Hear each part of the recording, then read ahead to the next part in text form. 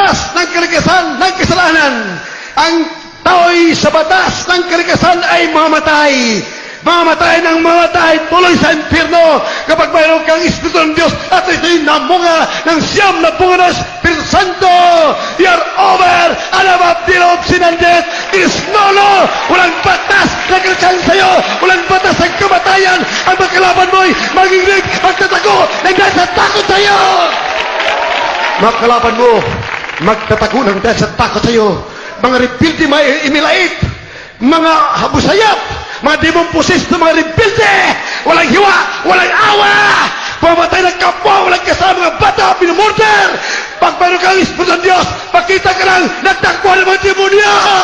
Hallelujah! Praise the Lord! Bakit natatakot sa inyo yung mga hangkapin ng kidnapper, killer, mga terorista, mga ibelit, mga busayap? Bakit? Pag namatay sila, tuloy sa impyerno.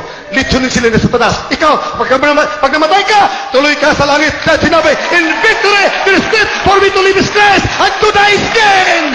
Pag kinabang kamatayan sa tunay na Kristiyano, ngunit ba ikay palakasampan ng pataya, sabihin mo lang, kayo ng mga terorista, mga kidnapper, sa pangalan ni Jesus, manigas kayo! O, mga pulis, hulihin dito! Mga demon possessed, mga terorista, mga murderer, hulihin ninyo!